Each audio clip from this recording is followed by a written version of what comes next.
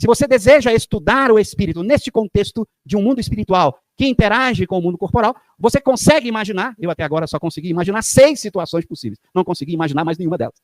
A primeira situação é quando você pega esse espírito e estuda o processo em que ele vai ocupar um corpo, o processo de encarnação, em que o espírito vira alma como espírito encarnado.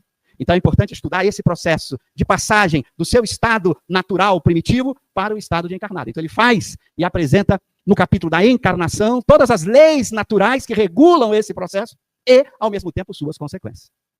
Depois, ele vai investigar o caminho simétrico em volta, o processo em que o indivíduo, a alma, por meio da morte, retorna à realidade primitiva, à realidade espiritual, que ele vai estudar no capítulo da volta do espírito extinta à vida corpórea, à vida espiritual. Então veja que ele estudou inicialmente esses 2 processos, de vir para cá e de voltar para lá. O que vai dar origem é exatamente às chamadas pluralidade das existências, em que o espírito faz esse ciclo várias vezes, encarna, desencarna, etc., etc., dando origem a uma das leis fundamentais da ciência espírita, a lei da reencarnação ou da pluralidade das existências. Mas veja, até agora, nós vimos apenas 2 situações ou 2 processos, de entrar no corpo e sair do corpo. Mas ele não para por aí, eu disse que são 6 situações que a gente consegue imaginar. Pelo menos eu consegui imaginar 6, até hoje não consegui imaginar mais que isso. Ele também vai estudar o espírito nesse mundo normal, primitivo. Não está agora no processo, está lá, no capítulo intitulado da vida espírita, onde ele vai investigar como vive o espírito lá no mundo espiritual, suas percepções, a forma como ele interage nesse mundo espiritual.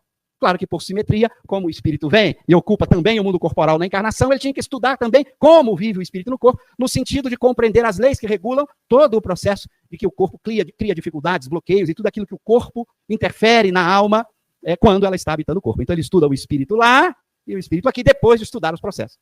Mas ainda faltam 2 outras situações em que ele vai aprofundar. Ora, se esses 2 mundos interagem um com o outro, eu ainda tenho a situação da interação entre os 2. Então ele vai estudar a situação em que o espírito, estando na condição de espírito ou no mundo espiritual, vai interferir no mundo corporal. No capítulo da intervenção dos espíritos no mundo corporal, ele vai estudar esse processo. Dentro desse processo está a intervenção via mediunidade.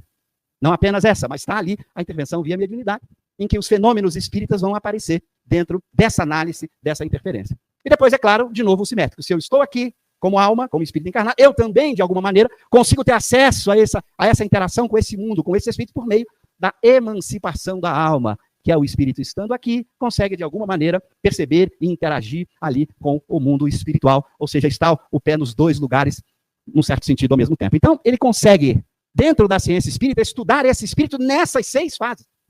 Por isso eu costumo dizer que o estudo dele é completo. Todas as leis naturais que regulam essas 6 fases estão ali.